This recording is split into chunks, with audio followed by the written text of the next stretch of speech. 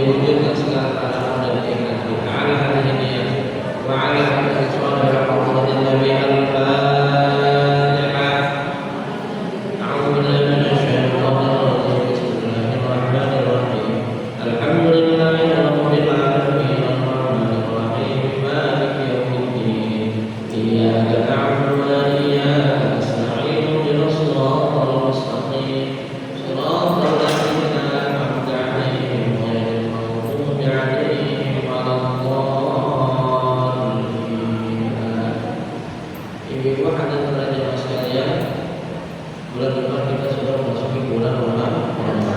Mungkin pertemuan kali ini dengan saya terakhir sebelum ditutup menjelang Ramadan. Betul ya? Kalau sudah depan berarti sudah masuk bulan puasa. Makanya ini merupakan pertemuan terakhir sebelum ditutup menjelang Ramadan. Makanya saya menyatakan permohonan maaf selama menemani ibu-ibu membaca kitab ini dari kesalahan, kelupaan. Mohon kiranya ibu-ibu mudah-mudahan dimaafkan kepada saya dan mudah-mudahan kita memberikan kekuatan dan kemudahan dan menjalankan ibadah puasa dan ibadah kami. Bismillahirrahmanirrahim. Qala al-mu'allif rahimahullahu ta'ala wa hadana hadis berikutnya yang kita baca walis safi salah semalam. Orang dermawan itu punya 3 tanda. Ada berapa tanda bu? 3. Siapa? Orang yang dermawan. Orang yang dermawan. Apa tanda-tandanya bu? Yang pertama adalah al-'afwu indal muqaddarah. Memaafkan ketika dia mampu. Ketika dia mampu membalas kesalahan orang, bukannya membalas malah dia memaafkan. Ya. Ini banyak sekali contoh-contoh yang diberikan oleh Nabi Muhammad Sallallahu Alaihi Wasallam. Ya, kita sering mendengar kisah Nabi Muhammad Sallallahu Alaihi Wasallam ketika berjalan di suatu tempat tapi kita diludahin. Ya ibu, diludahin. Kalau ibu-ibu diludahin kira-kira gimana bu? Tersenyum atau marah bu? Jawabnya orangnya bu. Ya digaplok. Minimal diludahin. Tapi Nabi kita Muhammad Sallallahu Alaihi Wasallam ketika diludahin sama sekali tidak ada perasaan marah. Tidak ada rasa marah. Besoknya lewat tempat itu lagi, ketemu orang itu lagi diludahin lagi. Besoknya ketemu orang itu diludahin lagi. Sampai suatu kali Rasulullah melewati tempat itu tidak mendapatkan orang yang biasa diludahin. Rupanya ini orang yang langganan diludahin sedang sakit. Rasulullah pulang minta kepada istrinya membuatkan makanan. Ya, setelah siap makanan itu makanan dibawa ke tempat orang yang biasa diludahin. Orang yang kemudian kaget ketika ditutup pintu, ketika ditanya siapa ini, Muhammad kaget. Jangan-jangan Muhammad ini datang ingin balas dendam. Saya lagi sakit, pastinya orang datang membantu. Tapi tidak seperti itu sosok Nabi kita Muhammad Sallallahu Alaihi Wasallam. Ketika orang-orang lain tetangganya saudaranya belum ada yang jenguk, Nabi Muhammad yang dibenci oleh yang bersangkutan justru adalah orang pertama kali yang menjenguknya, mendoakan kesembuhan, dibawakan makanannya, makanan dan akhlak Nabi kita Muhammad Sallallahu Alaihi Wasallam. Orang ini kemudian sadar akan kesalahannya dan kemudian memeluk agama Islam. Kalau Nabi mau pasti mampu saat itu untuk membalas dan kalau cuma meludahin doang. Ya bu ya, coba ngapain bu? Meludahin. Ya, meludahin doang gampang. Tapi itu tidak dilakukan oleh Nabi kita Muhammad Sallallahu Alaihi Wasallam. Suatu kali Nabi kita pernah ketika sedang beristirahat di bawah pohon-pohon kemudian diluruskan pedang oleh musuh, oleh orang kafir. Ya, agar Nabi Muhammad meninggalkan dakwah agama Islam. Saat itu Nabi Muhammad ditanya siapa yang menolong engkau dalam keadaan seperti ini, maka Rasul dengan sangat amat mantap yang menolongku adalah Allah Subhanahu wa Ta'ala. Ketika lampat Allah keluar dari Nabi Muhammad dengan keyakinan yang sangat amat mantap, orang ini bergetar tangannya kemudian pedangnya jatuh. Ketika pedangnya jatuh diambil oleh Rasulullah, diluruskan kembali oleh Rasulullah kepada orang ini, siapa yang menolong? Orang ini menjawab, saya tidak punya penolong. Rasulullah tidak menebas lehernya, memakai sedikit pun, bahkan kemudian memberikan maaf pada orang ini. Artinya saat Rasulullah mampu untuk membalasnya, Rasulullah tidak memanfaatkan untuk membalas. Nah, maka ini disebut dengan dermawan. Maka kedermawanan itu bukan sekedar harta, ya Bu ya. Kedermawanan bukan sekedar harta, ya. Memaafkan ketika mampu untuk membalas atas perlakuan orang. Yang kedua adalah ikhraj zakat. Orang dermawan itu mengeluarkan zakat. Zakat hukumnya apa Bu? Hukumnya adalah wajib. Ada berapa macam zakat Bu? Ada berapa macam zakat? Ada dua Bu ya. Zakat fitrah dan zakat ya. Zakat mengeluarkan harta kita banyak apa dikit? Ya, harta yang dikeluarkan untuk membayar zakat banyak apa dikit? Dikit dibandingkan dengan harta yang dimiliki.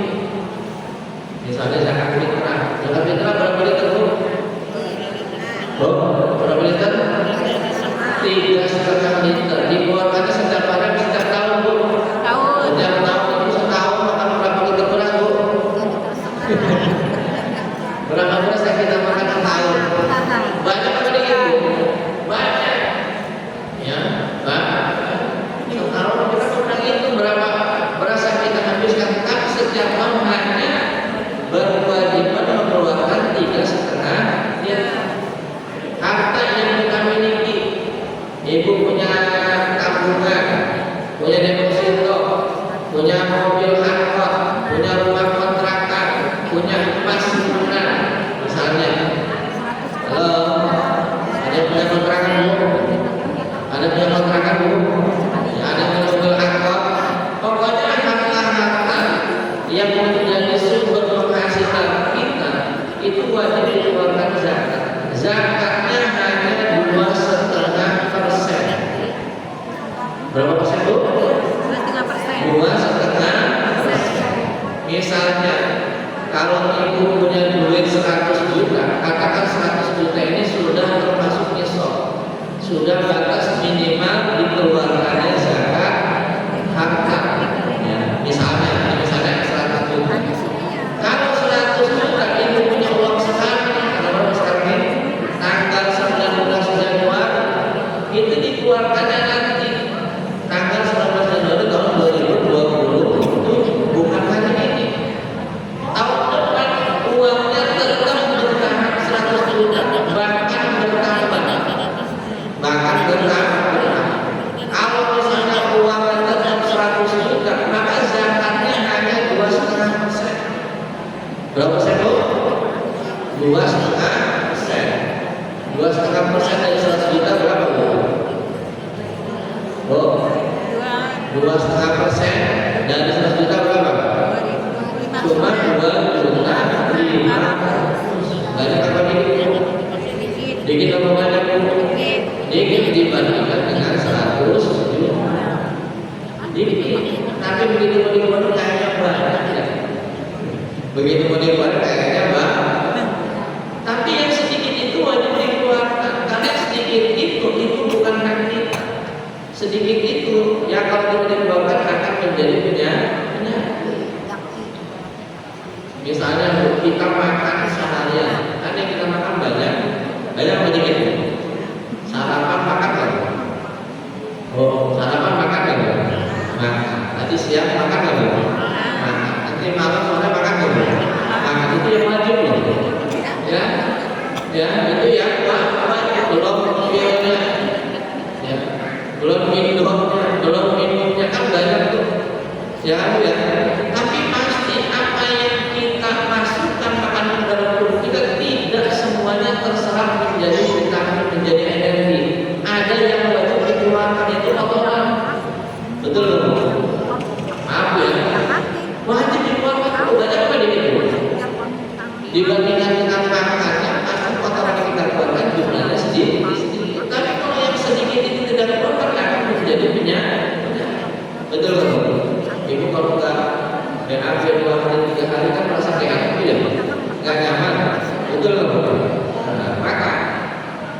Zakat itu hukumnya adalah wajib. Maka orang yang dermawan adalah ikhlas. Dia mengeluarkan zakat, baik zakat fitrah ataupun zakat apabila dia mempunyai harta yang mempunyai batas minimal untuk diwajibkan mengeluarkan zakat. Selain mengeluarkan zakat, orang yang dermawan itu adalah makhubus sedekah, senang kepada sedekah, gemar bersedekah, gemar berdonasi.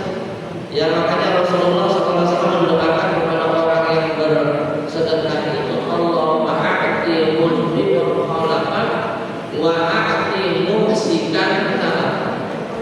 Ini doa yang dibaca oleh Rasulullah yang mendoakan kepada orang yang bersedekah di pagi hari. Allahumma a'ti munfiqan khalaqan, ya Allah berikan ganti kepada orang yang mau bersedekah, berikan ganti kepada orang yang mau berinfak, wa a'ti mumsikan talaqan, dan berikan kebahagiaan kepada orang yang pelit, berikan kerugian kepada orang yang pelit. Halo, ya. Jadi pengen diganti apa pengen diberi itu? Pengen diganti untuk itu? Diganti, ya. Kalau pengen diganti, ya sering-sering kita bersedekah. Makanya nanti bapaknya kalau subuh-subuh berangkat ke masjid, berangkat ke musola bawa duit. Pagi-pagi ya bangsa 2.000, 5.000 masukin ke kotak kan? Ada kan yang kotak amal bu? Yang mau 2.000, mau 5.000 masukin itu silakan. Yang penting ya berinfak, bersedekah setiap hari. Ya kalau kita mampu punya 2.000 ya nggak apa-apa, 2.000 tapi mampu nanti mampu silakan, dia mampu 10.000 silakan. Ya dalam batas kemampuan kita untuk bersedekah. Ini menghadap para jemaah sekalian, kedermawanan itu merupakan sifat mulia. Bahkan itu merupakan sifatnya Allah Subhanahu wa Ta'ala dan sifatnya para nabi. Ya. Dalam bahasa Arab ada yang disebut dengan as-sami'u, ada yang disebut dengan al-qalb, ada yang disebut dengan al-judi. Itu semuanya artinya adalah dermawan. Ya. Alai apa namanya dalam firman yang mengatakan fa'amal insan idza barakallahu wa rabbuhu fa'akramahu wa rahamahu fa yaqulu rabbi akram. Ya, kalau seseorang diuji oleh Allah Subhanahu wa Ta'ala kemudian mampu melewati ujian itu, kemudian Allah berikan nikmat kepadanya, ya, dan dimuliakan itu orang karena mampu melewati berbagai macam cobaan, maka orang akan mengatakan Allah sangat amat dermawan. Allah telah berbuat dermawan kepada saya. Biasanya begitu bu. Biasanya begitu. Ketika kita dikasih nikmat oleh Allah, ketika dimuliakan oleh Allah, kita menyatakan bahwasanya Allah sangat amat dermawan. Wa amma idza mabtalahu faqadara 'alaihi rizqa fa yaqulu rabbi ahana. Tapi ada juga orang ya, ketika diuji oleh Allah Subhanahu wa Ta'ala kemudian diberikan batasan rezekinya kepadanya, ya, rezekinya tidak seperti tetangganya, rezekinya tidak seperti saudaranya, dibatasi rezekinya tidak sebanyak apa dimiliki oleh yang lainnya, dia mengatakan rabbi ahana, Allah telah merendahkan saya, Allah telah menghinakan saya. Begitulah kecenderungan kita sebagai manusia. Padahal apapun yang Allah takdirkan kepada kita itu dalam batas kebutuhan ini. Jadi kedermawanan itu merupakan sifat Allah dan sifatnya para rasul. Ya, bahkan Rasulullah SAW itu orang yang paling gemar bersedekah, terlebih di bulan Ramadan. Ya, bahkan Rasulullah tidak pernah menyimpan bahan makanan kecuali dihabiskan pada itu, selain untuk kebutuhan dirinya dan juga untuk keperluan orang yang membutuhkan. Ya, maka ini pun adalah para jemaah sekalian. Allah mengatakan wa yusiruna 'ala anfusihim walau kana bihim khasasah. Orang yang dermawan itu lebih mengutamakan orang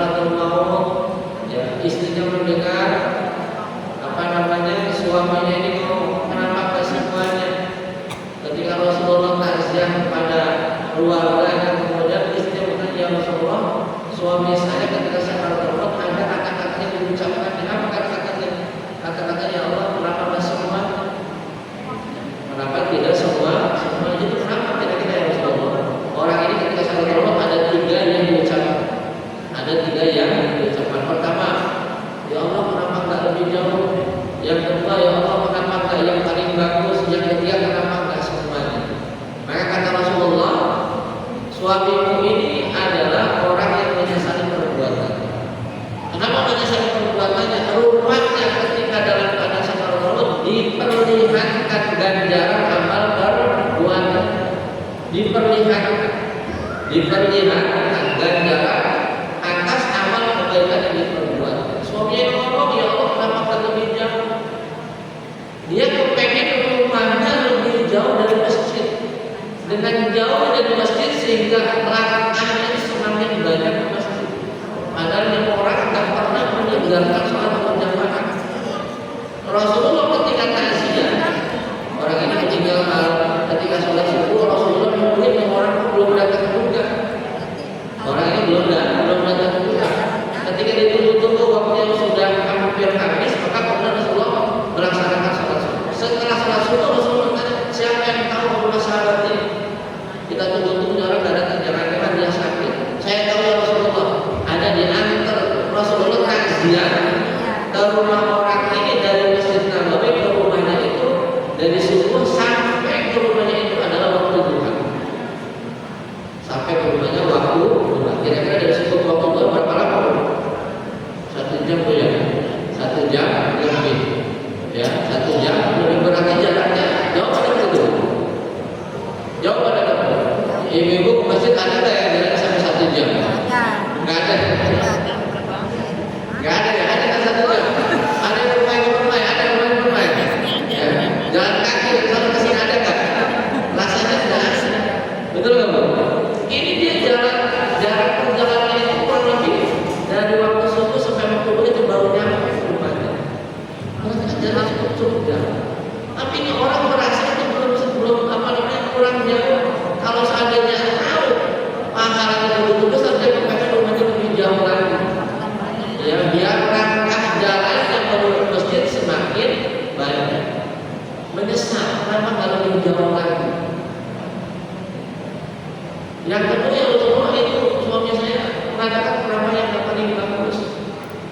Ya, saat itu musim dingin kata Rasulullah. Musim dingin, suami kamu ketika akan berangkat ke masjid sudah dengan pakaian rapi, pakai jas, pakai mantel, karena masih dingin masuk lagi menggunakan jaket yang paling lusuh, yang paling jelek lah, semata-mata untuk menutupi pakaian dalamnya supaya tidak kotor, pakai mantel lah, gitu kan. Di dalamnya udah pakai jas, ya, kemudian di dalamnya ada mantel luarnya. Ya, begitu di tengah jalan, ya, dia mendapati salah seorang temannya itu, kerabatnya itu kedinginan, karena musim dingin.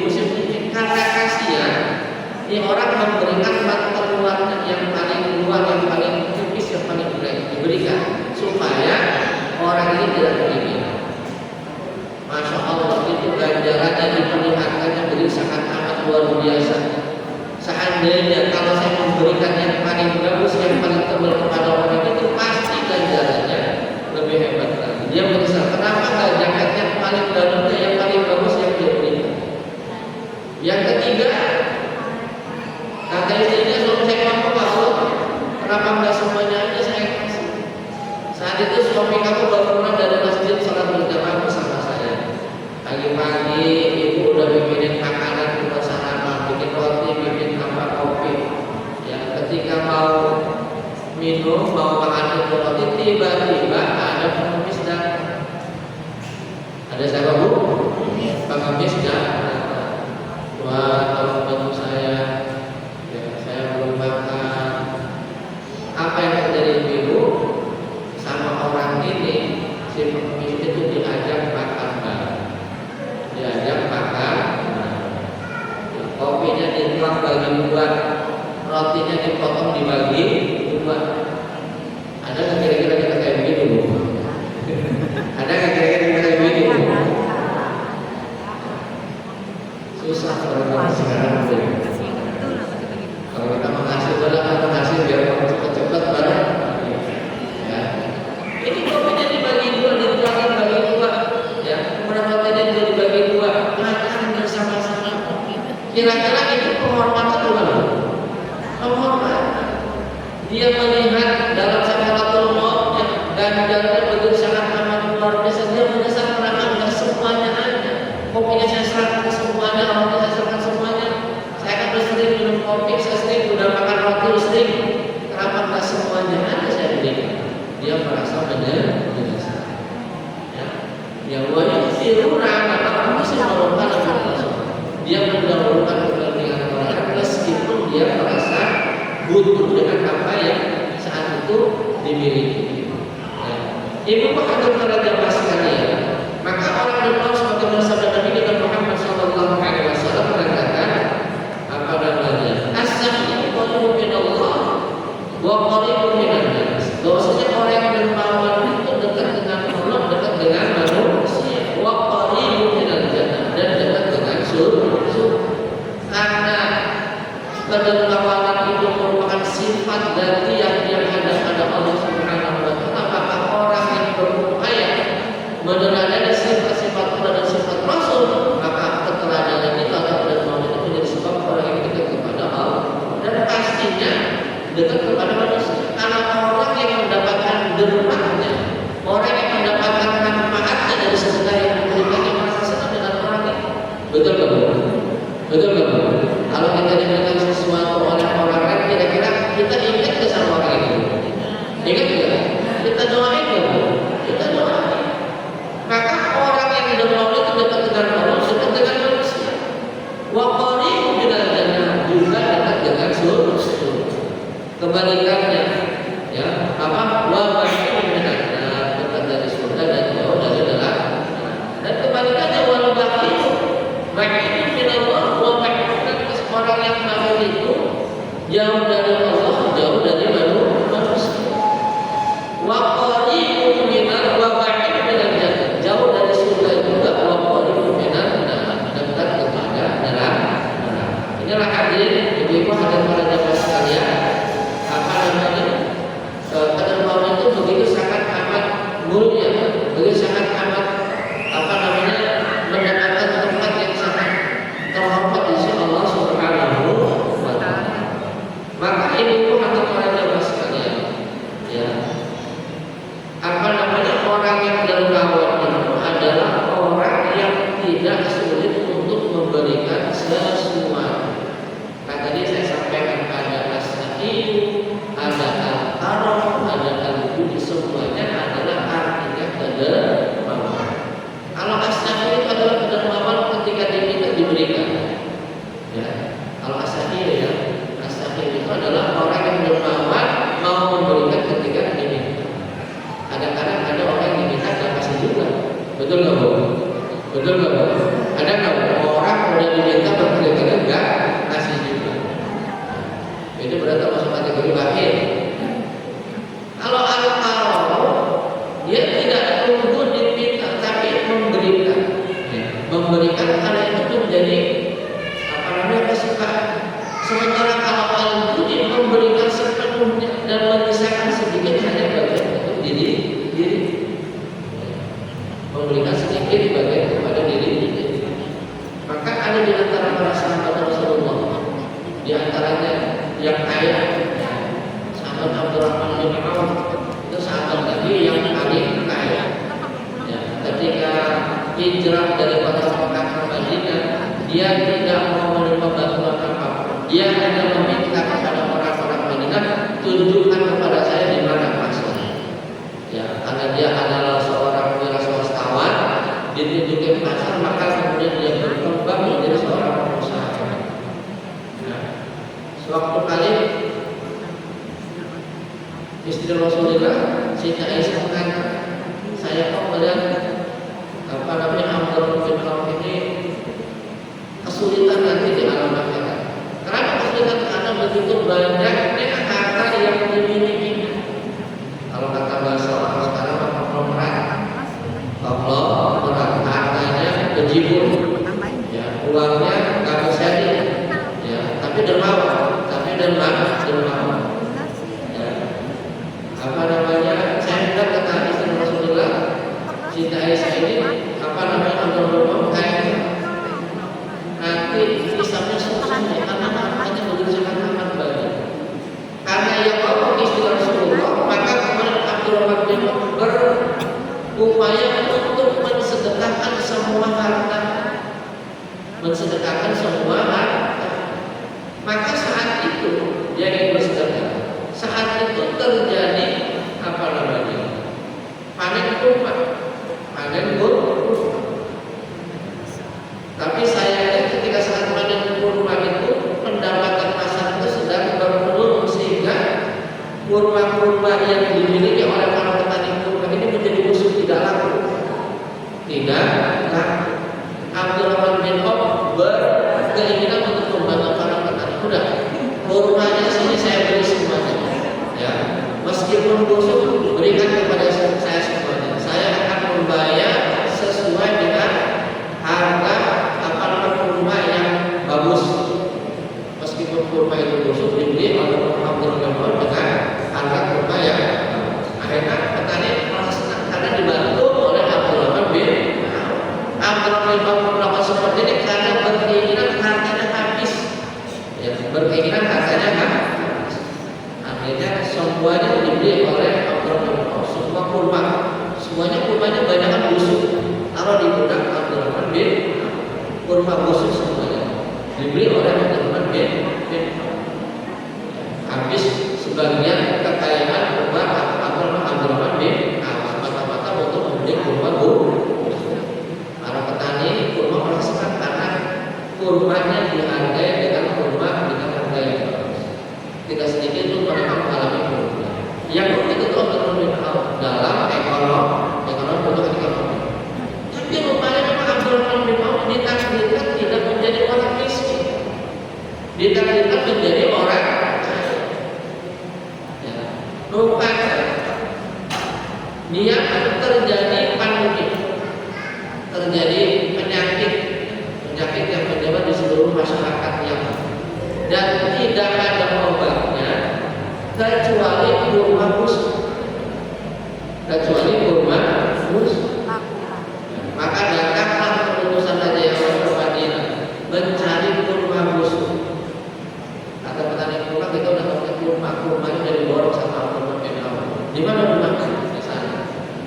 Datanglah urusan itu baru Abdurrahman bin Auf. Wahai Abdurrahman bin Auf, saya bertanya, saya ingin membeli semua kurma busuk yang kamu miliki. Berapa harganya? Berapapun harganya akan saya bayar. Akhirnya bukannya miskin malah menjadi kaya karena yang beli adalah rakyat. Jadi semua kurma busuk akhirnya terangkut ke Yaman untuk menyembuhkan penyakit yang dialami saat ini. Jadi hadirin para jamaah sekalian, Abdurrahman bin Auf merasa tidak terbebani dengan mengeluarkan harta dari semata-mata untuk membantu kepada orang lain. Ya, maka Abdurrahman bin Mubarak mengatakan, "Sahabat nafsi amma fininas Abdurrahman bin Sahabat nafsi fininas." Bahwasanya kelapangan hati terhadap milik orang lain lebih utama daripada orang satu untuk berbagi. Ini bagian daripada keutamaan adalah merasa nyaman terhadap apa yang dimilikinya, tidak mengusik dan mengurusi apa yang dimiliki oleh orang lain. Nggak perlu ini apa yang dimiliki oleh orang lain. Itu bagian daripada kedermawanan. Kita nggak iri kepada milik orang lain. Ya, kita nggak pernah ngurusin teman-teman namanya urusan yang dimiliki oleh orang. Biar aja dia mau punya mobil, mau punya motor, mau punya villa, mau bangun rumah, itu isinya Allah takdirkan untuk diri. Gak pernah ngurusin. Orang hebat amat yang bisa bangun rumah, padahal pekerjaannya begitu doang, uang dari mana ya? Misalnya, itu berarti ngurusin harta orang. Ya. Kalau kita teguh untuk ngurusin apa yang kita miliki, yang bersyukur terhadap itu termasuk kategori kedermawanan. Jadi gak ngurusin harta yang dimiliki oleh orang. Ya, makanya kedermawanan itu kata Imam Al-Ghazali mengatakan as-sahih huwal ladzi yastanidu al-ghurma alladzi yaqulu duna alladzi yaqulu al-ghurma. Orang yang dermawan itu adalah orang yang merasa nikmat, merasa senang ketika mengeluarkan harta dan memberinya bukan karena paksaan. Artinya orang yang selalu memberi kepada mereka tidak selamanya dikatakan dermawan. Kalau dia memberikannya ada kepentingan, kalau dia memberikannya karena ada keterpaksaan, kalau dia memberikannya ada motivasi tertentu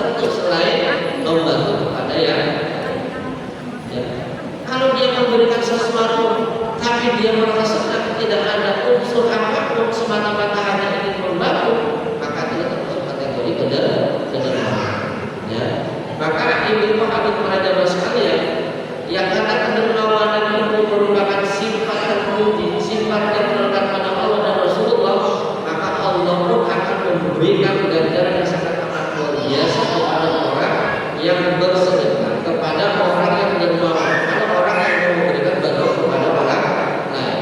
Allah mengatakan masalul ladzina yunfiquna amwalahum fi sabilillah kamathali habbatin ambatat sab'a sanabila fi kulli sunbulatin mi'atu habbatin wallahu yudhi'u liman yasha' wallahu wasi'un alim. Perumpamaan orang yang menambahkan hati di dalam Allah seperti satu benih, satu biji. Ibu tanam satu benih, satu biji tanaman. Ya. Misalnya ibu memberikan sedekah di masjid ini 100.000, ya, atau misalnya satu rupiah satu rupiah itu ibarat satu benih, satu biji pohon tanaman. Ibu tanam satu biji. Ya, satu biji ini kemudian tumbuh menjadi 7 kakak. Ya, jadi ada berapa? 5 gitu. Dari satu benih tumbuh menjadi 7 kakak. Berapa lima itu? Sudah 7 kali benih. Fi kulli sunbulatin mi'atu habba. 7 kakak ini masing-masing tumbuh 100 benih. Jadi berapa kali itu? 700 kali 700 kali lipat atas sedekah donasi kedermawanan seseorang yang bersedekah di dalam Allah Subhanahu wa taala. Makanya kata Rasulullah, "Mana qasad min sedekah." Tidak ada harta yang berkurang disebabkan karena bersedekah. Tidak ada. Ya. Makanya dulu pernah di zaman Nabi Musa alaihissalam ada suami istri yang sangat amat fakir, yang sangat amat miskin. Ya, pokoknya hidupnya bukan miskin lagi, di bawah garis kemiskinan, ya, di bawah garis kemiskinan. Maka suatu kali istrinya ngomong kepada suaminya, "Wahai suamiku, kita minta tolong sama Nabi Musa, kita tolong minta didoakan agar kita diberikan keleluasan harta. Kayaknya kita udah lama nih hidup miskin." Akhirnya mereka memberanikan diri berdoa datang kepada Nabi Musa alaihissalam. Wahai Nabi Musa, engkau adalah kalimullah yang pernah berbicara dengan Allah Subhanahu wa taala. Tolong doakan kami. Minta maka meminta agar kita diberikan kekayaan. Akhirnya Nabi Musa berdoa kepada Allah. Dikabul doanya. Tapi kata Nabi Musa, ya, kata Allah, wahai Nabi, sampaikan kepada si pasangan itu, dia kayaknya gak lama, kayaknya cuma 1 tahun aja. Berapa lama bu? Hanya 1. Wahai bapak ibu, kalau kamu itu doa kamu, tapi perlu diingat ya, kamu kayaknya cuma 1 tahun, gak lama-lama, setelah itu kamu miskin lagi, gak apa-apa. Wahai Nabi, ya saya akan menjadi orang kaya kayak Nabi. Akhirnya betul setelah itu orang ini suami istri ini menjadi orang kaya. Tapi istrinya istri yang benar itu, ibu ya, istrinya istri yang benar. Dia ngomong sama suaminya, "Wahai suamiku, ya ada istriku kita selama ini miskin, betul. Ya, alhamdulillah Allah kabul keinginan kita untuk menjadi orang kaya. Iya, lalu kenapa? Nah, karena kita kaya cuma 1 tahun, kasih istrinya ini, kita manfaatkan untuk membantu saudara-saudara kita yang miskin. Oh begitu ya, ya kita ingin berbagi kepada saudara-saudara kita yang miskin. Ya, karena kan kita merasa merasa susah menjadi orang miskin. Mumpung kita dikasih kekayaan oleh Allah, kita bantu saudara-saudara kita. Jadi di pasangan suami istri ini tidak egois, tidak mementingkan dirinya sendiri, tidak ajib, malah kekayaan yang Allah anugerahkan kepadanya justru diperuntukkan untuk memberikan bantuan kepada saudara-saudara. Ada orang selalu memberikan bantuan, memberikan makan, bahkan membangunkan rumah untuk orang yang singgah siapapun. Ya, orang yang bersinggah siapapun boleh bersinggah, semuanya difasilitasi. Kamarnya ada, makanannya ada, semuanya pokoknya difasilitasi sangat luar biasa. Betul-betul difasilitasi. Sibuknya kedua orang yang semata-mata hanya untuk membantu kepada orang sampai lupa. Si Si pasangan suami istri sampai lupa kekayaan yang dialaminya itu, yang dinikmatinya itu, yang untuk membantu orang lain, sampai lupa bahwasanya dia mendapatkannya sudah lebih dari 1 tahun. Nggak sadar, nggak sadar, lebih dari 1 tahun. Nah, akhirnya lama-lama ingat, wahai suami, kata Nabi Musa, kita cuma 1 tahun kaya. Oh, ini kita udah lebih dari 1 tahun masih jadi kaya gitu ya? Malah semakin banyak yang kita bantu. Oh iya ya, kita datang ke Nabi Musa. Wahai Nabi Musa, kau dulu mengatakan bahwasanya katanya kamu ini kaya cuma 1 tahun. Itu udah lebih 1 tahun. Udah lebih 1 tahun. Bagaimana ceritanya wahai Nabi Musa? Kami khawatir jangan-jangan kami dikurung-kurung ya Allah Subhanahu wa Ta'ala. Nabi Musa pun nggak punya jawaban. Nabi Musa bertanya kepada Allah, ya Allah, kata engkau orang ini kayaknya cuma 1 tahun, tapi sampai saat ini orang ini masih kaya, udah lebih dari 1 tahun. Apa kata Allah? Saya memberikan 1 pintu, dia membuka 7 pintu. Artinya dia hanya memberikan harta sedikit, tapi dia memanfaatkannya untuk membantu kepada orang lain.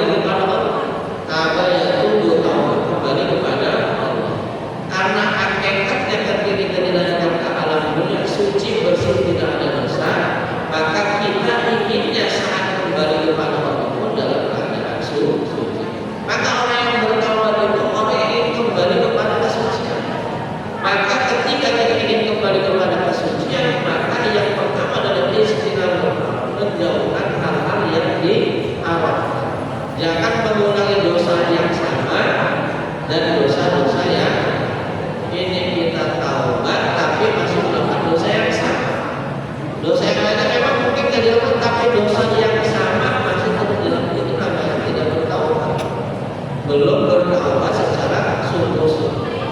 Ya, itu yang pertama. Yang kedua, orang yang itu